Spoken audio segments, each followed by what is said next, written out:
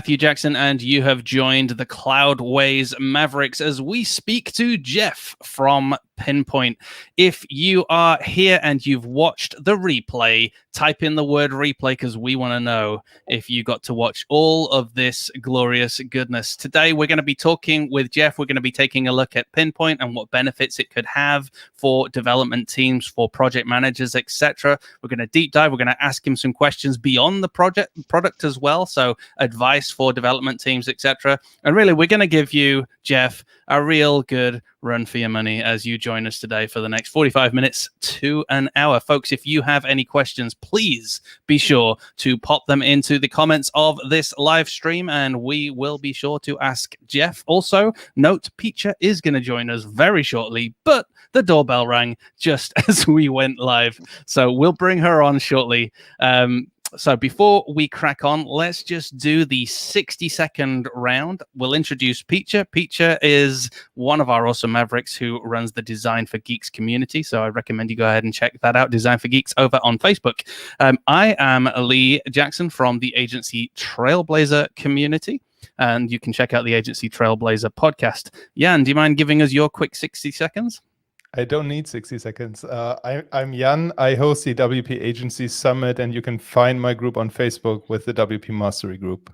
And there she is. Brilliant. Peacher, so, you need to unmute, or I can unmute you. No, you need to unmute. So I did your intro, but we'll let you redo your intro, and then Jan's going to start off with our mini interview with Jeff. I'm sure yours was better. I am Peacher Neri. I am also Cloudways Maverick with the wonderful Lee and Jan, and I am a UX designer and consultant and educator. And I hang out in my Design for Geeks group. I didn't say half of that. I just literally said Design for Geeks group. So it's a good job you did that. All right, mate. Over to you, Jan, for our mini interview. Yeah, Jeff. First of all, great to have you here because when I saw that we were about to interview you, being the founder of pinpoint.com, I got super excited. And particularly because you are tackling an issue that I've experienced firsthand for multiple years, which is efficiency in development teams. So I will hand it over to you right now to give us a background of who you are, what Pinpoint is, and then I'm sure we can hop into a demo to see how we can all benefit from your tool. Thank you, and thanks for inviting me to be on. I have a long career in software development. I'm a developer myself. I started development a long time ago. At a very early age, I started building software, and I've been building software and now software companies for well over 30 plus years. My passion has always been building tools for developers. I spent the last probably 2 decades just exclusively focused on how do I improve developers' lives mostly through frameworks and tools. My most recent project was a project called Titanium, which is an open source mobile framework that became pretty popular in the cross-platform mobile days. And I ran a company called Accelerator. Before that, I worked on a number of different open source projects and companies that I started, again, back around this sort of same theme of building frameworks for developers to actually build stuff. But with Pinpoint, I kind of took a little bit of a different path, which was really trying to answer this question of, okay, how do we help development teams, not just in the tools that we give them or the frameworks that we help them with, but are there like operational or engineering oriented tools that we can help them with to build software better?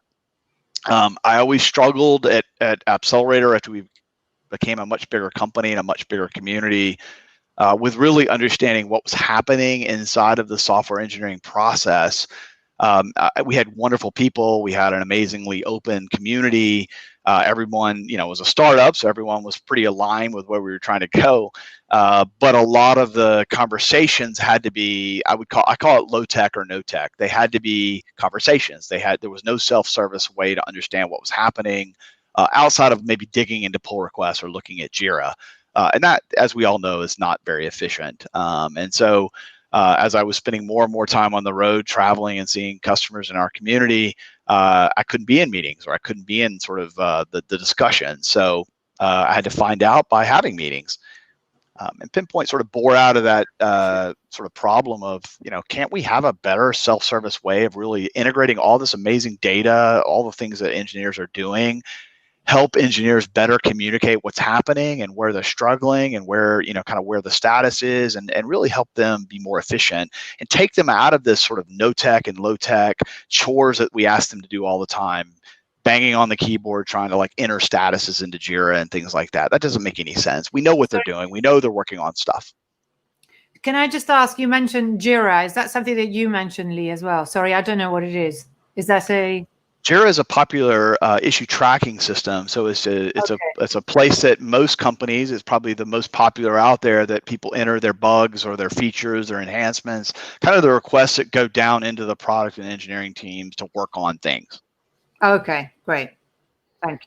And its interface sometimes is horrific. And it's not when you really it's sort of like a lot of great products that have matured over many years. It's a 2+ decade product, so it's been around for a long time. Great product. It's just it shows its age. Yes. It's got one of the coolest searches. That the filters you can put in for searching, etc., are phenomenal.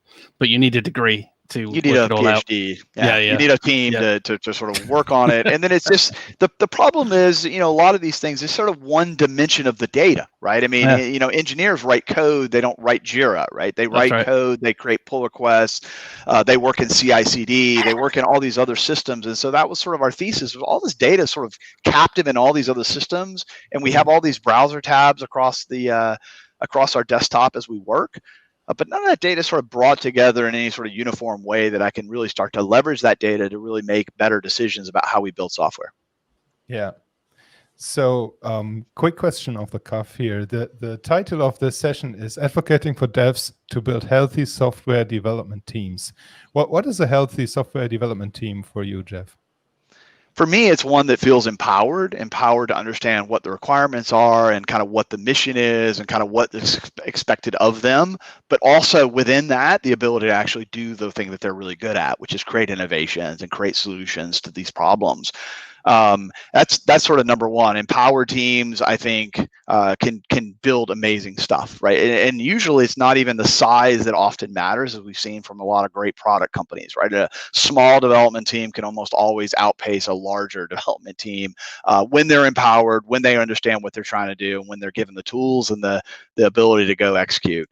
So that's probably the number one thing that I really care about and really advocate for, is sort of that empowerment. Now, with empowerment, the second part is very difficult. As part of that empowerment is really communication, and communication obviously within the team. And we've got lots of tools like Slack and things like that we communicate within a sort of development team. But it's really the extra communication that comes outside of development, right? What's the context, the business context, financial context, sort of the user or customer context that needs to be brought into that development team, and vice versa. Like, how does the empathy and sort of how does the context that gets created from that development team, how does that get transmitted out of engineering and back to those stakeholders? And often that's a really hard thing. Often it's requirements come down. This is what you shall build. This is the way it shall look. And then product sort of flows out of that. And that can be a pretty difficult process to build really great software. Yeah, definitely. From my personal experience, I found it oftentimes very challenging when a client comes to me and say, build XYZ on the website, and they don't understand the technical implications or the difficulties, and you try to explain to them in the most straightforward terms that you can find as a developer, which oftentimes still isn't easy to understand for non-devs, why it's not possible to easily build that. I would love to hear your thoughts on maybe some practices that we can use to better translate customer requests into something that devs can easily understand and identify what to build, and also how developers can respond to the people making the requests. Yeah, that's a great question, and we see that a lot as well. It's often this sort of it's sort of this communication between sort of the implications of what you're asking us to do and sort of the trade-offs that you're sort of needing to implicate or communicate back to you. And both sides, like you said, I mean, engineering often is very much a black box. I mean, it's very difficult to understand the process of building software, the trade-offs that have to happen when you're building software, and vice versa. Like, often it can be difficult for stakeholders to communicate the needs or the use cases of the customer, or sort of what their desires and business desires might be. And so some of that is just, for me, I think a lot of my recommendations that I have for both teams and stakeholders is just better communication, right? And better visibility and transparency into what's happening. It will help both sides really better be empathetic about what's happening. And so as an example, and I'll be happy to, when we get into maybe the product, being able to show like the trade-offs that the team's being asked to make and sort of the varying sort of degrees of complexity is often hard to translate as a developer. As a development team, often it's just, hey, trust us, it's going to be hard. Right? Yeah. Why is it hard? What are the implications? Like, what are the trade-offs we're being asked to make? And that's difficult. That is the base. As a designer, I can say that's the communication is the hardest thing. It's what makes projects, makes or breaks a project, especially when you have UI designers who talk to the clients, who talk to the stakeholders, who then have to translate it to developers. I mean, all these different strong personalities, let's say, right, that need to find a way of understanding one another. So if this product helps, I can't wait to see it, really. Well, that's our mission. Our mission is to help, and we're on a first step of a 1,000,000-step journey. So, but absolutely, our heart is how do we help these teams, and how do we help everyone effectively build better software.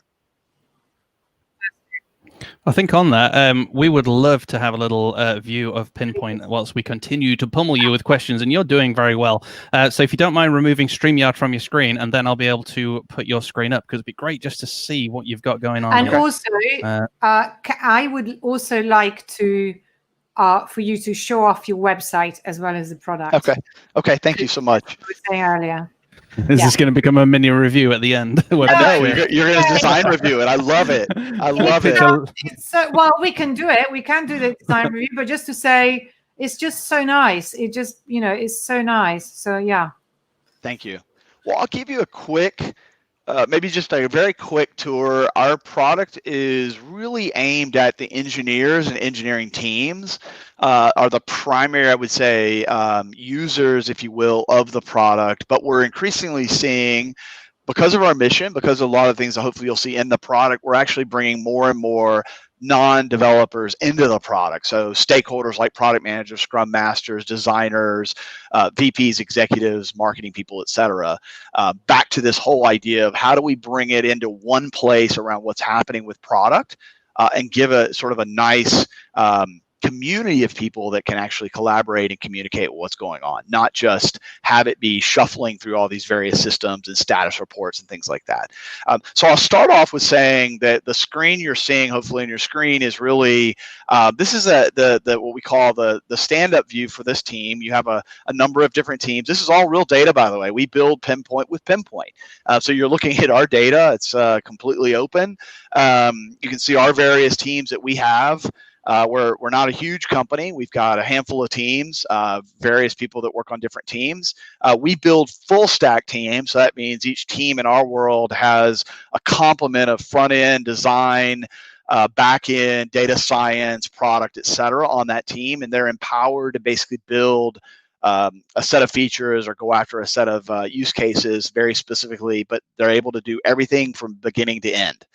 They're not passing stuff back and forth between various teams.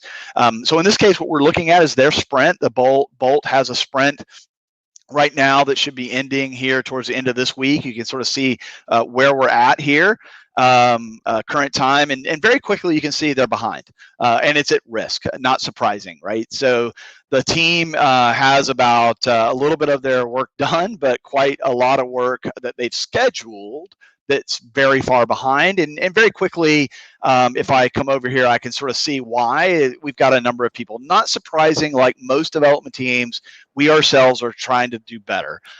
You're always overcommitted. Things happen throughout the sprint that need to be reprioritized. That's the point of Agile, but nonetheless, we're constantly trying to get better ourselves. You can see here we've got 6 issues out of the sprint that needs attention. Again, this starts to show off some of the power of Pinpoint. We learn, we use data science, we build machine learning models for each team. We understand how the team progresses based on their data, based on their pull requests, based on the people on their team. We also understand dependencies between teams or between products. So you can sort of see here, we've got some different problems here. This issue that Mike's working on is being blocked by another issue, or actually I should say it's blocking another issue that someone else is on another team is being impacted by. And quickly I can drill into this and get all the information about Jeff, the story here. Just a really quick question. I assume that your teams are all remote. They are. Everyone is remote and distributed. Yeah. That's correct. Okay. Where do you pull the data from that we are seeing right now?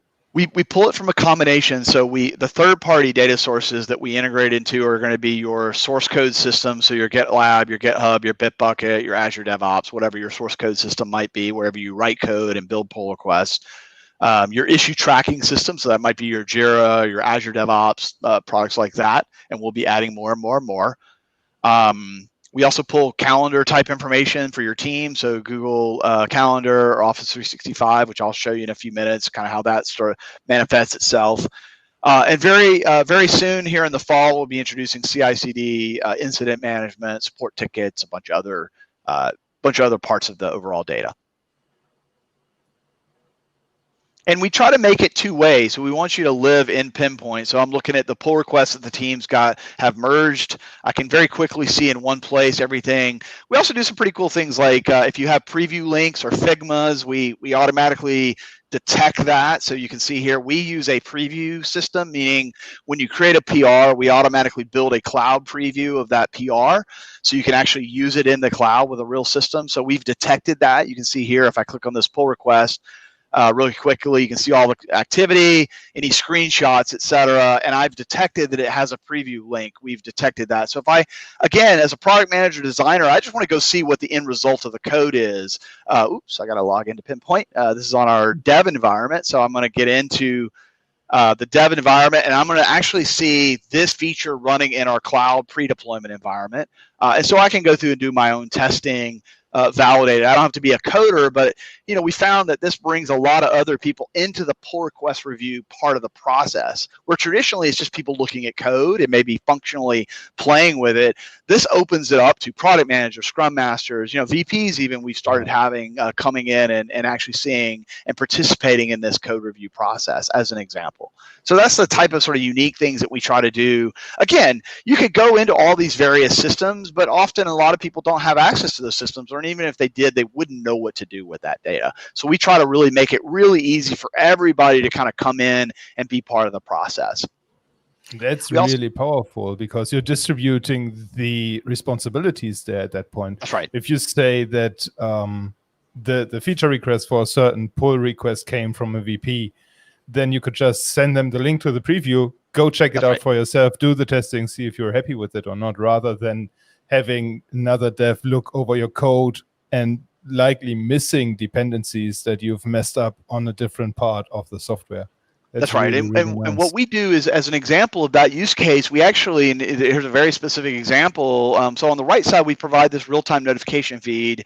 This notification feed is tailored. We build a model for each individual about what they care about. So that VP may only care about certain things that maybe they've created or certain things that they've inquired about. The system automatically learns the types of stuff that you care about and will serve up content for you. So you can see here, Scott is someone on our product team. He's a VP actually in our product team. Scott went and created something, so immediately I'm being notified, because while I'm not on that specific team and that's an issue not related to me, Pinpoint has learned that I actually care a lot about the platform specific issues, probably because I'm the CEO and I care a lot about a different set of things in Pinpoint that are more broad than the team that I work on. Does it learn which developers you are hardest on? Well, it probably does, actually. Who you keep checking up on? What's Scott who doing? I keep checking Come up on. Scott, Yeah, you can, exactly. So, the parts that's more like a project management. So let's say, I see this sprint here, which has a timeline. How is the timeline built? So when you start a project, how does it work? How do you start a project? It's a great question. So usually what you would do is you would create a plan in Pinpoint. This is sort of a new feature we've rolled out over the last few months, and I'll just continue in one maybe that's already been created just to demo it. We use machine learning to basically look at your backlog, look at your current team, and sort of the next sprint that you're building out. We look at their calendar, we look at their availability. Right. We build a historical model. Okay, so this is based on what is already there. So my Pinpoint will know, it will say, you haven't got time to do something else. This is amazing, you know, in relation to any other, because, you know, for the project management side, this is fantastic. So it's like, you need to hire more people. That's right. And as you assign, so like as an example here, I've got an alarm for auth API. It will suggest, as an example, it uses machine learning to suggest who has the skill to work on that based on the code and who's worked on that before. So you can sort of see here, Mike and Andrew are on the platform team. So it's suggesting that Mike or Andrew should probably take this. So let's assign it to one of them. And you can sort of see, it pushed Andrew 135% overutilized for this sprint I'm planning. Now, I can go ahead and sort of say, that's right. You know, Andrew's got too much on his plate, right? And I could drag and drop things around.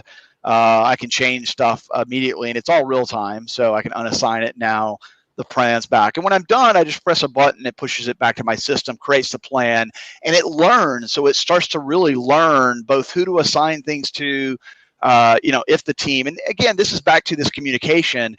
When we communicate now this plan, now it's the team has sort of a way to communicate why they came up with the plan they came up with. And the goal is for Pinpoint to help advocate why the team could only do these types of issues. And it's based on data. It's based on historical analysis. It's not based on the team just sandbagging or, you know, the team overly estimated or overly, you know, we're trying to really help, again, teams use data to better execute. That's amazing. That is really, really useful. That's one of the biggest issues I faced in the past. It's like, as a developer, you're always, call it cocky, call it overconfident. You're always putting too much on your plate. Right. So I saw when you scroll up a little bit, there's even an auto assign button. That's right. We will auto assign it, and we will auto pack your sprint. I'm coming into a sprint for this demo. That's one that's already been is being planned out, but for demo purposes. But yeah, when you first come in here, usually it would show you issues that were ranked based on a sprint that just completed. And maybe issues that were incomplete, and then it will automatically look at your backlog and learn the ranking of your backlog. And then when you click auto pack, it'll automatically try to optimize your sprint, and then auto assign issues to the people based on what they've worked on in the past. That makes managers' lives so much easier when they just have to review a list of tasks that go into a sprint and then maybe move around some stuff based on their own experience. That's right. Really nice. I just like these colors because I get OCD if I start to see red. I get panicky and anxious. Yeah, well, that's the undo. So true. Don't click Well that. done. Yeah. And so the other thing is we try to estimate. You can see here, I mean, you can, of course, do story points, and that's not a problem. That's very popular for a lot of agile teams. But we, again, just showing what we do, we learn the team and we learn the complexity of issues, and we try to forecast what we think. So this is basically saying we think it's going to take about 3 days for this task to get sort of completed. And so you can sort of see different, different estimations. Now, obviously, our learning gets smarter as the team uses it more and more. But this, again, is another example of, like, instead of having the team go off and spend a day trying to estimate issues and they'll be wrong 100% of the time, let the system try to better estimate for the team and better plan. Can you elaborate a little bit on that process of estimating? Because I feel, as you said, when developers estimate something, they're wrong most of the time. So how do we fix that? Well, we think we fix that by developers shouldn't estimate generally. I mean, I'm not kidding. It's a process that's 100%, almost, it's probably not 100% wrong, but it's certainly 60+% wrong in our data. So why, if we can get a machine that could be 75, 80, 90% accurate, that's way better than a human, and it's good enough, right? It's good enough. Yeah. Like we're not putting a man on the moon and or self-driving, right? If we miss a turn, we kill people. At least in most engineering projects, right? For estimation. So yeah, I mean, the estimation, the time, a design mentor I was working with years and years ago told me, take the time that you think is going to take you and double it, and then double it again, and still it's not enough time. So I think both, there's a tendency to overpromise because it's not, maybe not cockiness, just it's optimism. It's just or wanting to get things done. There's eagerness to want to get things done, and I think the other problem that we have that I think machines are really good at understanding that humans aren't is other things that happen that take away our time that we don't think about. When you're asked to do a task, you think about that task in isolation. Like if I only solely focus on this task, how long would it take me? Yeah, it'd take me a couple of days. But then we forget about the multitasking, the meeting we have to do tomorrow, the person that slacked us and asked us the emails to answer, all the other things that happen and sort of captive our time, take our time away from us. The machines get pretty good at sort of understanding what all the other things that really impact your estimates. And that's what we really think that Pinpoint can really help teams with. Yeah, definitely. Quickly, another thing: when you get done with a plan, what happens? Well, typically you do a retro, right? And so again, another low-tech thing that teams, especially this day and age, with teams not always being at the whiteboard in one physical location, we've automated all that away. This is a completed retro. I'll show you here, but I'll show you the interactive version in a second. But again, we because we have all your data. We know everything you worked on. We know your team. We make it a really fun and interactive experience. So the team gets together.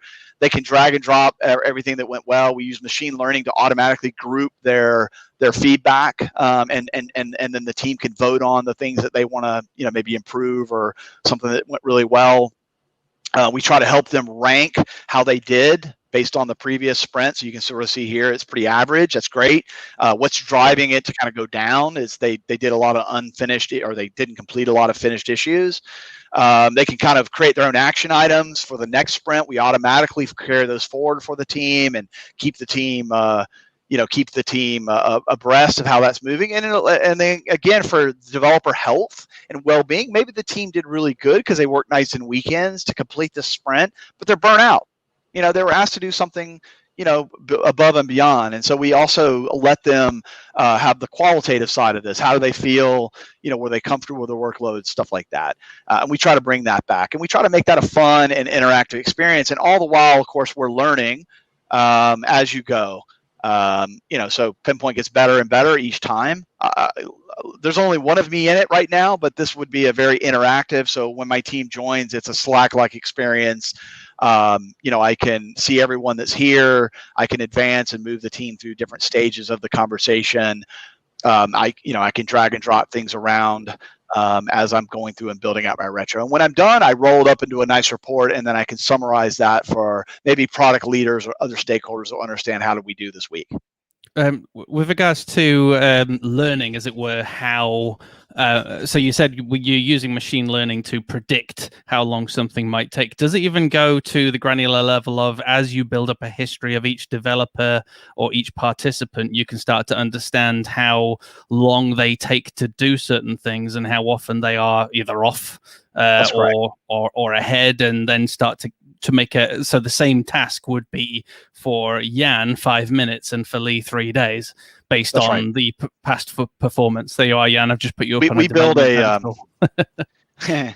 we build a sort of a user specific model, and then we build a team model, and then we have a sort of an entity model, an organization model. So that would be, you can see sort of people joining as I joined it here. You can sort of see their statuses and where they're at as I'm doing this demo.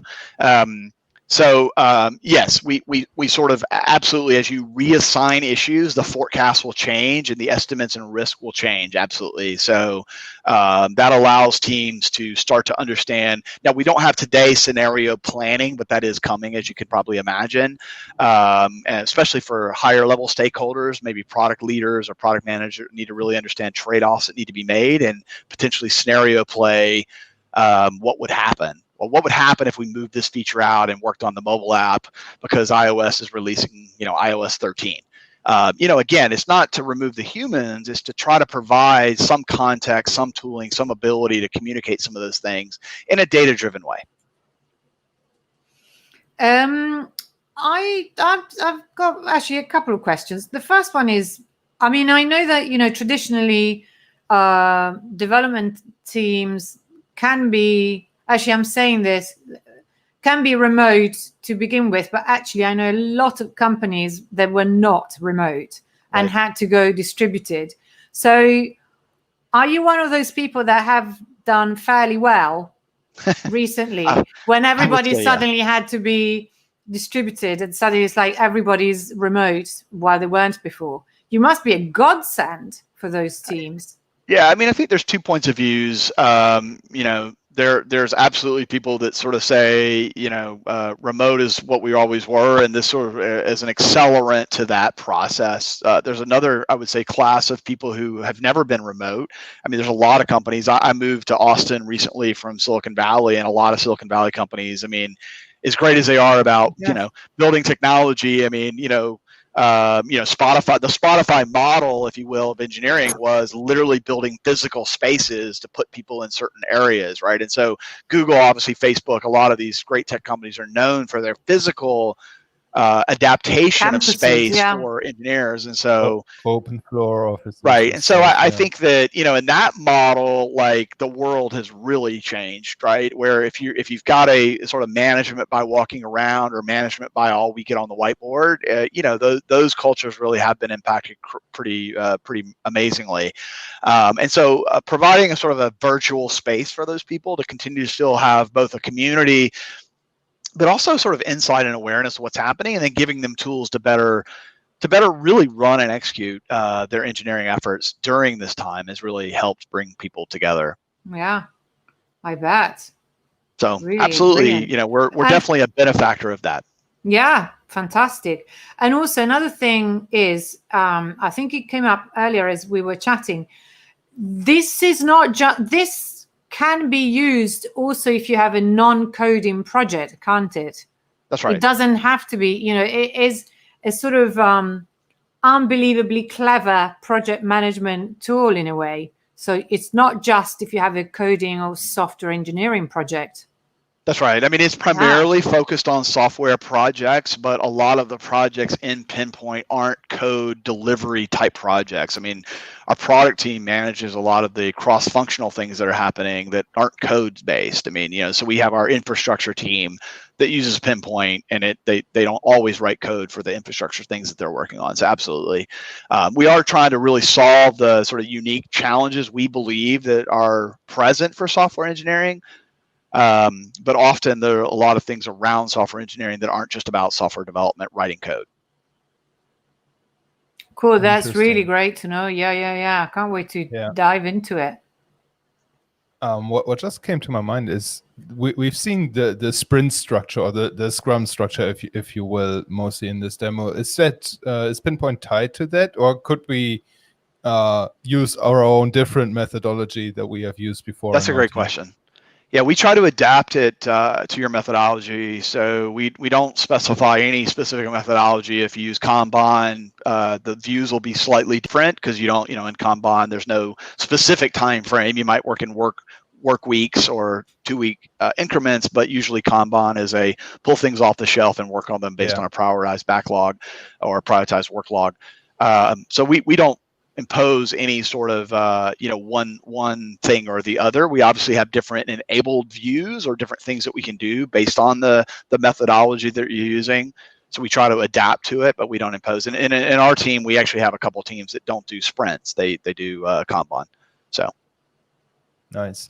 And do you provide like coaching for teams as well, or consulting, if you will, when say a small agency signs up, they have 3-4 developers and they don't have this fixed structure of working together yet, and they are looking for this holy grail that solves all their tech issues or the development delivery, the project delivery issues, and they look at Pinpoint right now and they want to get started. Do you have the kind of like an onboarding sequence, I guess, with not just how to use Pinpoint, but best practices in terms of project delivery as well? That's a great question. We do not have any sort of consulting or even a knowledge video thing yet. We are building a lot of stuff on our blog and hoping to launch some stuff around that later this year. We are looking to partner. We have a number of companies that we're talking to right now about partnering around that to help us build out content, training, and then also consulting, around sort of the pinpoint, product itself and engineering ops as a methodology. Yeah. And would you say what's the size of a typical company that uses your product? Does it have to be for big teams, or is it also for any team size? Yeah, so good question. I would say the average is about 50 to 60 developers typically is the average right now, but we have companies that are, multi-hundred, and we have a lot of people on the long tail, as you expect, that are, under 8 or under 5. They're one team. We have a free version of the product, so the first team is free, we like to say. You can start with Pinpoint, no charge, no credit card, no nothing. And then you add, you pay as you add teams or you add people after a certain size. I've literally Great. just added my team, although I'm waiting for. I've received an onboarding email, which means they have to ask me questions now. Damn it! I'm dying to get stuck in. we will remove that really soon. We do have a little bit of a wait list depending on the systems that you support, because we wanted to make it a really good experience when you get in. But yeah, we will be getting rid of that very soon. Friends, Jeff, you can expedite that, yeah? Is absolutely. That right? Yeah. Put you to the top of the list. Nice, Jeff. That's brilliant. One thing that I wanted to highlight is your free plan. I don't see many differences to the paid plan, other than obviously it's for small teams, so there's no organization dashboard, which probably isn't needed at that level. That's right. Even we try to make it not needed for the smaller teams. I mean, our goal is to get in individuals and small teams. We want to get millions and millions of teams on it with no charge, the ability to create a lot of value for them. And eventually we will build more and more things that will be valuable and that people will be happy to pay for. Yeah. What type of project do you see usually managed? If you have insights into that data, is it more like the big SaaS companies or the big companies having their own internal tools, or are there also agencies like probably most of the people watching who build websites or WordPress plugins or something like that? It's like any SaaS company, it's a sort of everything, and we've got a lot, and we actually have quite a number of like agencies, people that build software for other people. We're not we do have challenges sometimes right now with that, because they often don't own those systems that they integrate with. They are a guest in those systems, so we are working to try to make that easier for them to invite their customers into Pinpoint, but then provide them with access, for example, when they work on that project. But today, we have SaaS companies, we have financial services companies, we have all kinds of companies, big, small, and everything in between. Like any SaaS company, it's hard to sort of say, we've tried to kind of make it easy to get into Pinpoint for the most part. And that means you kind of get a lot of different people trying it out. We're hoping to really launch something much more aggressive for individuals and teams here really soon in the next month or so, and you'll start to see a lot more around that pretty soon. And we're starting to show some of it off. I mean, one of the things that Pinpoint is doing is we believe in this sort of idea of radical. Why won't it let me type? That's weird.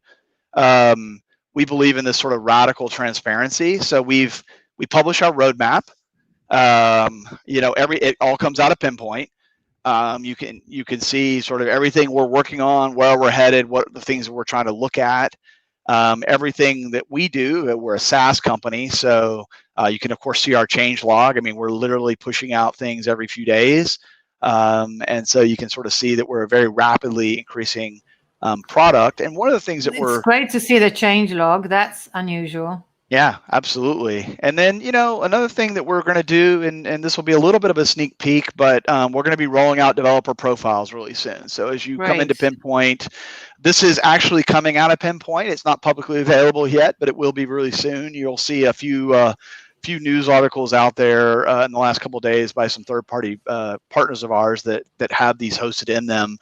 But you can sort of see Andrew's one of our back-end engineers. And he can show off sort of what he's working on, his experience. This is all dynamic right out of Pinpoint. He can control everything in his own profile. He'll be able to create his own workspaces. So this we'll start to make some bigger push towards this over the next month. We'll be releasing a whole bunch of stuff. That's so very this clever. page, this hiring page, consultants as well, isn't it? Exactly. Yeah. So this page is actually pulling data straight from That's right. Pinpoint. His So that's it's right. a His CMS card. as well. That's so right. It's His a card. content That's right. management system as well. That's right.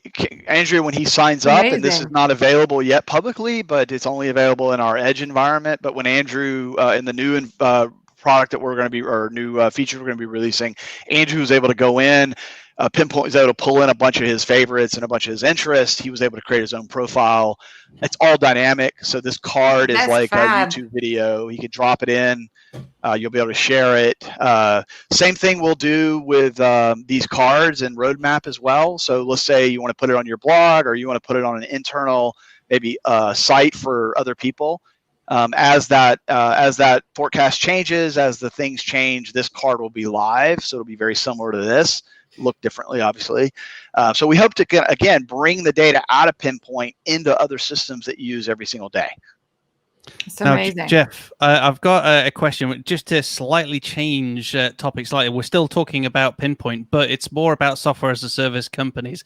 Quite a lot of clients of Cloudways are brand new startups or people with amazing ideas of a SaaS that they would love to build. And you're here on the show today, having done it twice, I believe, with Accelerator and obviously with Pinpoint right now. What advice would you give an early SaaS developer, be it a very small team, be it a one-person band, with regards to getting started with the idea? You've clearly had two ideas of which you've been able to outwork and grow the team successfully in both circumstances. So what advice would you give people who are starting out with their SaaS?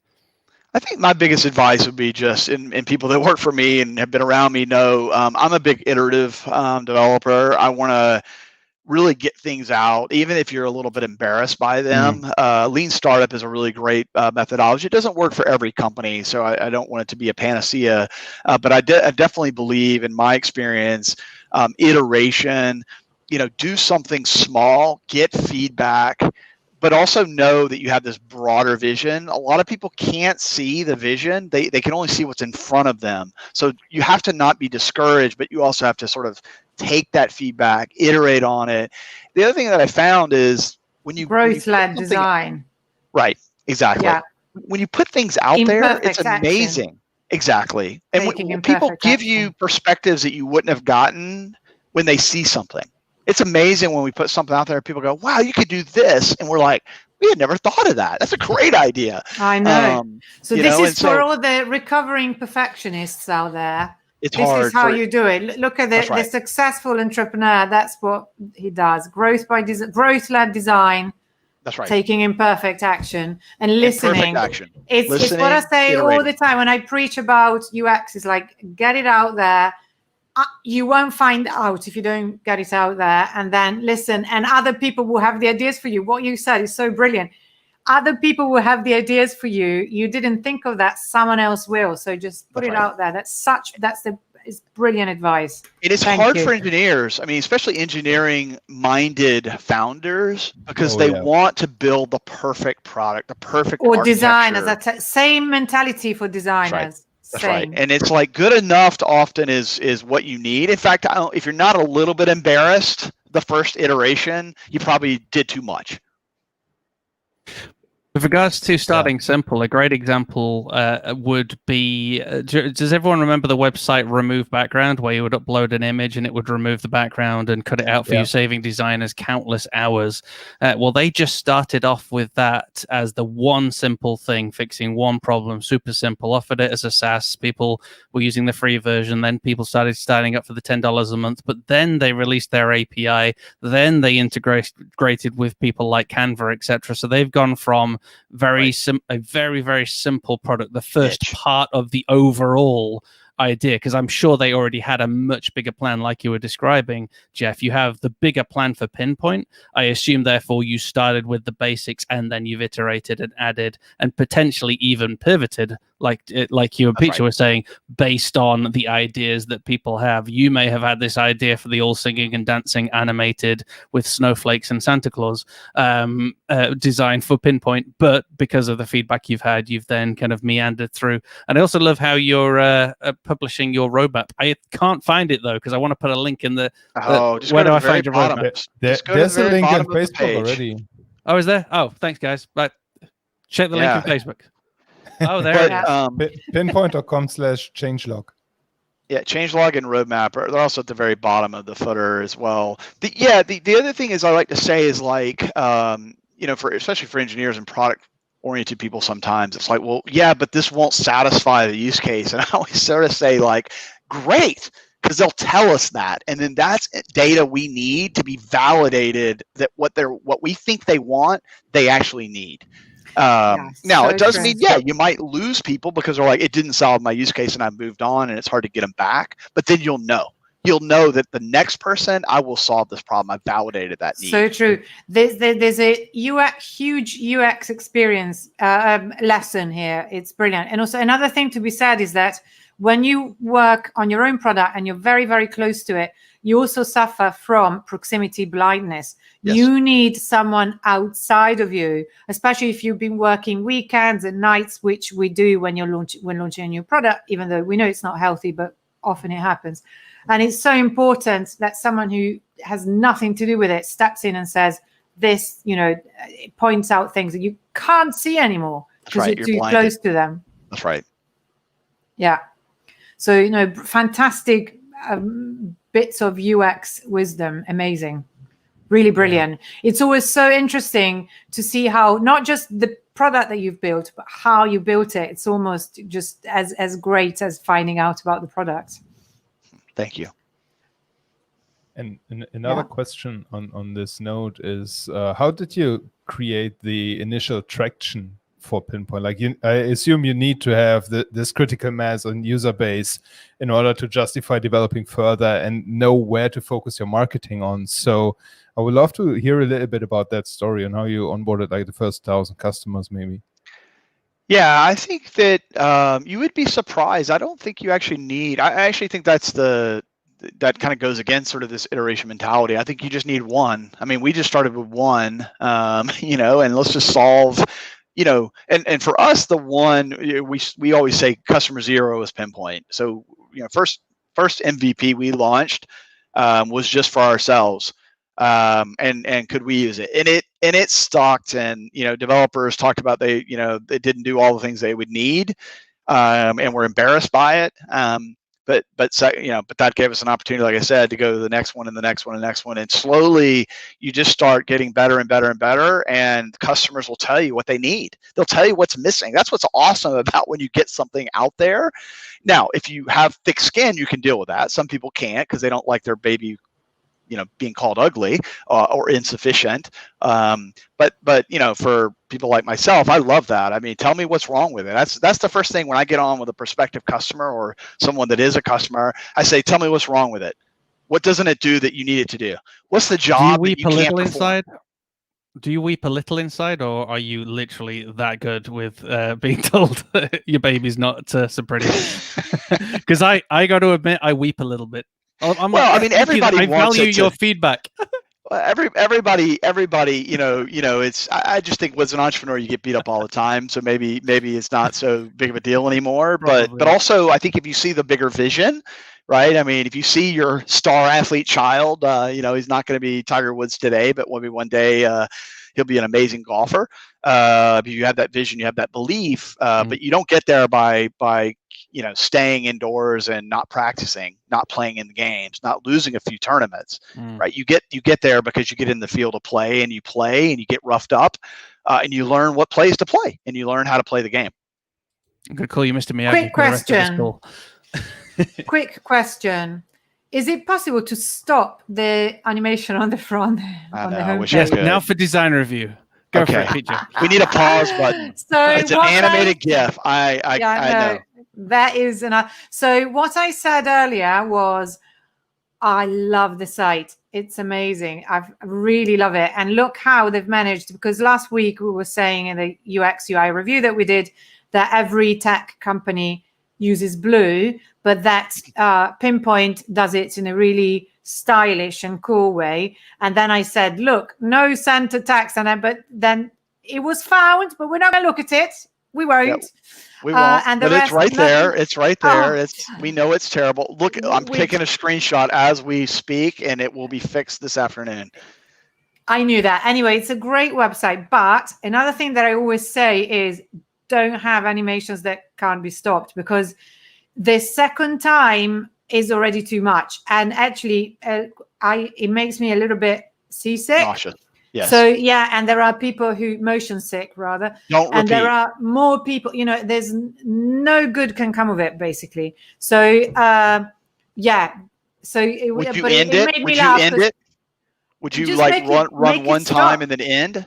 Yeah, and then knowing that if I want to see it again, I can start it again.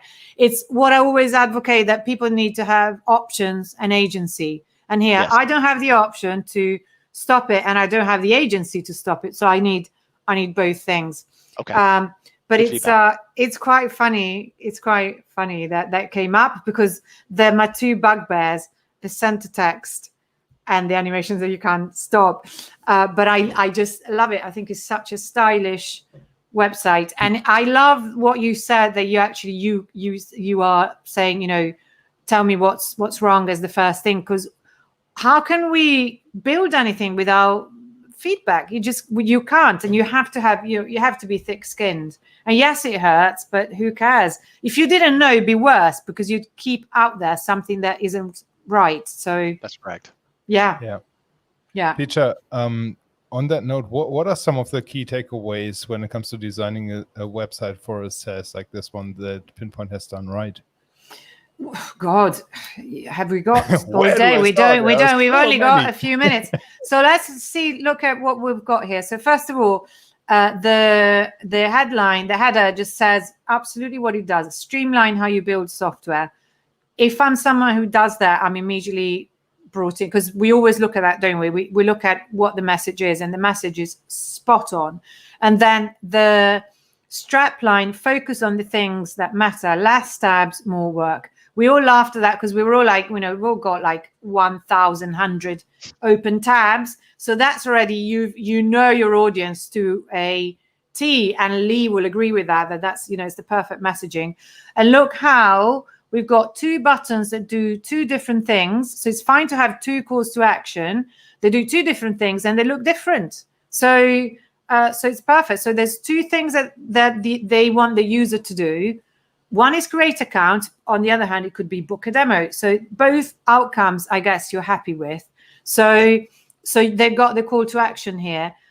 Left, center. And look, I like how the header section is dark, and then there's a big contrast with the other line. And look how they've with the other section, the section below. And if you look at the text hierarchy as well, how this hierarchy is built, it's perfect. So the most important thing is immediately visible because it's thicker, but then also the hierarchy is defined by the tiny but blue. So it tells me that bit of text there is doing something else. And my eye is guided, and it's got somewhere to go, which is the left anchor, unlike when it zigzags like that. So all of that is done great. One thing that I've noticed right now is the Get Started button. What does that do? What does the Get Started button do? Is it create account? Right. So that's one thing that also comes up often when we do the reviews. That's what is recommended is that always don't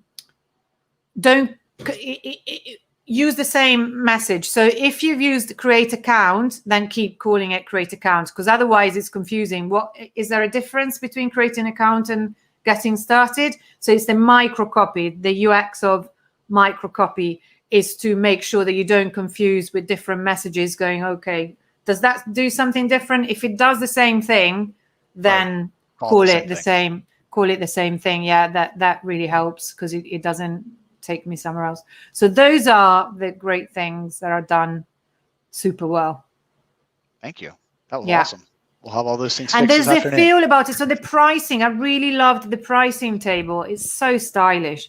And pricing, we were saying last week how difficult it is to do a pricing table that looks stylish. It's just hard. It's not easy. But look how, I love the strip. And that dark blue is just a very nice dark blue. Also, I say that, and then I've just realized my website is blue. I say that, and it's called Design for Geeks. It's like, what are you doing? It just occurred to me that I use, and it's a very similar blue to the dark blue. So this is a very nice, and again, you've got the get started there. So maybe it's a good way to call it. And also, again, you can test it out and see what, if it converts better or whatever. But it's a really well designed, it just looks stylish. There's something about it. There is something sometimes that is quite hard to define that makes a design outstanding. And it's quite difficult to pinpoint. I think that in your case, it's just you use just one typeface. When in doubt, use just one typeface. It's the best thing that you can do. And also use the way that space is handled is brilliant as well, with lots of white space, but with very tight blocks where it matters. I'll shut up now. No, that was wonderful. Thank you so much. I'll send you the check after this is over. and just one thing, everybody who's watching this, definitely check the comments on Facebook, because the Pinpoint team is really up to their game here. And they shared a Slack community that I've just joined myself if you want to learn more about how to build software. So definitely some nuggets in the comments on Facebook. Cool. That's awesome. Fantastic. So, folks, I'm afraid that means we have come into land. You can see the URL just down there below us all, info.pinpoint.com/n/pinpoint-community. Nice, easy to remember URL there for you, but obviously go ahead and check out the comments. I've got to admit, this has been phenomenal. I love this. This was my key takeaway. A healthy development team is one that feels empowered. I do love that as something that we've done with our own team, giving them that freedom and flexibility. We love Agile as well. We love iterating. We love going with the MVP first and then evolving from there. So a lot of, 100% of what you said, Jeff, has been phenomenal, but I resonate with a lot of it. Equally, there's some stuff that I've not been doing, and I can't wait. Now that we're best friends, I know you're going to expedite it for me to get my hands on the interface of Pinpoint to check it out. Folks, if you want to check it out, go over to pinpoint.com. Jeff, if people have any questions for you and your team, where's the best place to go and ask them? Social media, is it? The Slack community? Social media is great. You can just email me if you'd like. I don't know if anybody uses email anymore. Jeff@pinpoint.com. Join our Slack community, Facebook. We're all, we're pretty much easy to get in touch with. I'm very easy to get in touch with. And how would I call you on that? Or can I not? No, I'm joking. Send me an email. It might take me a few days to get back to you because I don't read email as much anymore. Does anybody read email anymore? I do. That's I'm afraid. amazing. Yeah. I'm still old school. Daily inbox zero here. Yeah, that's exactly right. That's right. With the help of select all snooze. Exactly. Superhuman. Try Superhuman out. That'll change your email habits.